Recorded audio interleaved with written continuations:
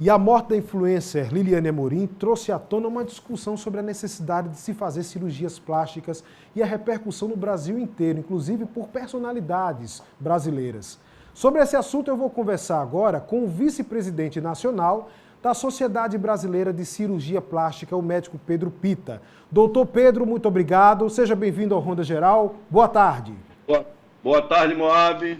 É um prazer atendê-los. Satisfação é nossa. Doutor Pedro, essa questão estética da preocupação, inclusive exagerada e exacerbada, busca por procedimentos, é uma questão que vem preocupado, inclusive, muitas famílias brasileiras pela questão da saúde mental. E, inclusive, o médico tem responsabilidade sobre isso, de identificar esse ponto numa paciente ou no paciente, no momento do primeiro atendimento, para quem busca fazer uma cirurgia, como a Liliane fez, por exemplo? Olha, você tem a obrigação, inclusive tem que ter experiência em detectar os distúrbios psicológicos em relação ao corpo da pessoa. Você vê que tem pessoas bonitas que querem ficar mais bonitas ou lindas porque se inspiram em determinados artistas ou etc. Né? No caso específico ali, pelas fotografias que a gente vê da paciente, ela tinha pouquíssima gordura, talvez nem tivesse indicação pelas fotografias, não é? Mas aí você tem um limite. Segundo um áudio que eu recebi do próprio colega que operou, ele disse que tirou mais de 4 litros de gordura ali. Quer dizer, você tem algumas coisas que a gente passa a não entender, entendeu, Moab? Doutor Pedro, muita gente que procura uma lipoaspiração, um procedimento estético, acaba incorrendo em alguns erros por não conversar com o médico ou não ter os esclarecimentos devidos quando vai numa consulta médica, por exemplo, para saber se tem condições de fazer cirurgia. Por exemplo, um dos erros é muita gente pensar que a lipoaspiração é para emagrecer. E qual a finalidade da lipoaspiração? A lipoaspiração é um procedimento cirúrgico simples, porém de um risco alto, em mãos inabilitadas para retirar gorduras localizadas, simplesmente só para isso. Ela não emagrece ninguém, nem é feito para emagrecer. Para emagrecer é endocrinologista e cirurgia bariátrica. Então, e exercício físico, lógico. E dieta, não é? Exato. Agora, precisa-se ter o limite dessa retirada e as intercorrências da lipoaspiração, isso falando em termos de lipoaspiração. O senhor falou sobre mãos erradas, cair em mãos erradas para fazer um procedimento, quando a pessoa vai buscar informações numa consulta, infelizmente não acaba tendo do médico, esclareceu agora o que seria essa finalidade.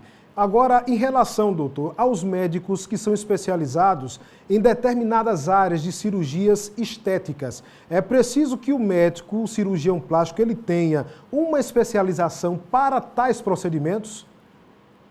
Não especialização, ele tem que ter experiência e formação. Sim. Todo cirurgião plástico, ele tem a obrigação de fazer as cirurgias reparadoras e as cirurgias estéticas.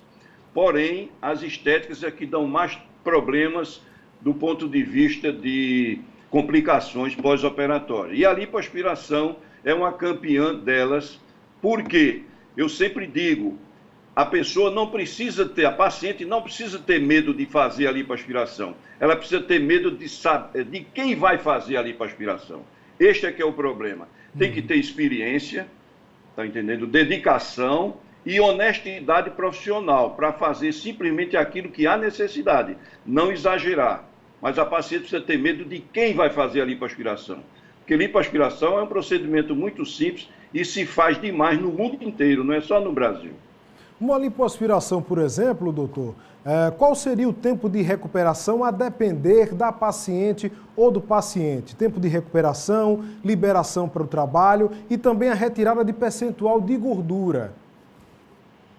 Olha, a questão do percentual é um pouco relativa. A sociedade procura orienta tirar no máximo 5%, às vezes até 7%, dependendo do IMC da paciente. Certo. Então, isso não é tabela, não é tabela. Você tem que avaliar caso a caso para saber. Por exemplo, ela pode ter gordura localizada e ela tem uma flacidez já aumentada, essa lipoaspiração vai ter que ser feita a metade do que deveria ser feito. Por quê? Porque senão vai piorar a flacidez e, consequentemente, não vai dar um bom resultado.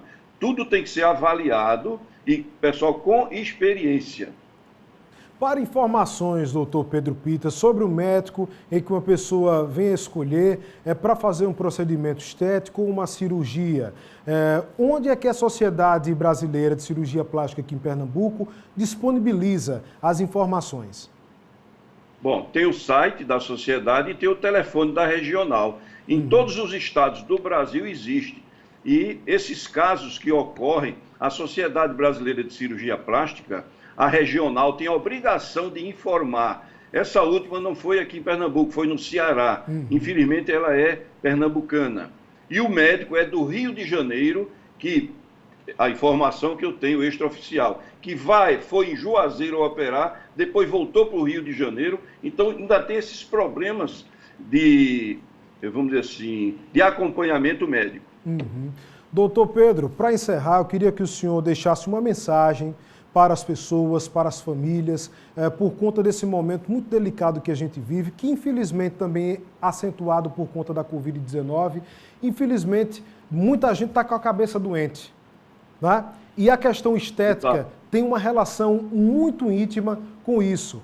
Quando surgiu a informação da morte da Liliane, por exemplo, doutor Pedro Pita, várias personalidades no Brasil se manifestaram em relação ao procedimento estético, a desistência em cima da hora, porque acabou sendo forçado pela família a não fazer, porque não havia necessidade. Entrevista, inclusive, de uma celebridade cantora que disse que já fez mais de 30 cirurgias.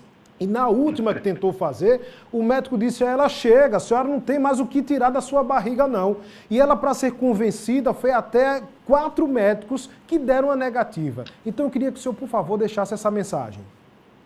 Primeiro, procurar um profissional honesto. Isso em qualquer especialidade, não é só em cirurgia plástica, não. Aquele que tem limite na cirurgia, não se aproveitar do efeito psicológico da paciente para fazer procedimentos que muitas vezes não vai ter resultado, mas que ela acha que vai ter.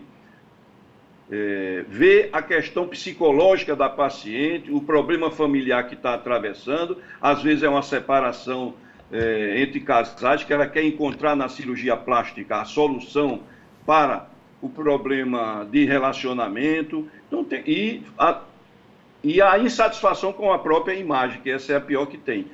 Tem que ter um psicólogo acompanhando e aí a gente tentar detectar isso, porque não é normal uma pessoa fazer 30 cirurgias, não é normal.